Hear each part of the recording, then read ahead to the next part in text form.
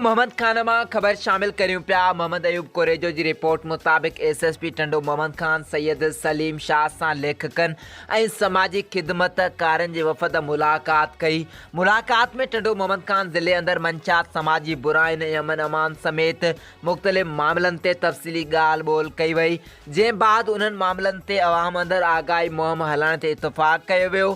SSP Syed Salim Shah इहो अज़म वरजायो त मैनपुरी गुटका ऐं मंचात फ़रोशनि खे कंहिं बि सूरत में बख़्श न कयो वेंदो। ज़िले खे मंचात ऐं समाजी बुराइनि खां पाक करण जे लाइ हर मुमकिन कोशिश जारी रखी वेंदी, जंहिंमें हर मुक़्तबाए फ़िक्र जे माण्हुनि जो मुकमिल सहकार ज़रूरी आहे। वफ़द में नाले वारे कालम निगार इशफ़ाक़ लेगारी, सास जो अॻूणो मरकज़ी ख़ज़ानची, आज़म भट्टी प्रोग्रेसिव राइटर्स एसोसिएशन जे ज़िले सदर प्रोफेसर एजाज़ अली जसकानी, डॉक्टर जमाल नासिर सोलंकी, असगर भट्टी ऐं अकरम भट्टी शामिल हुआ।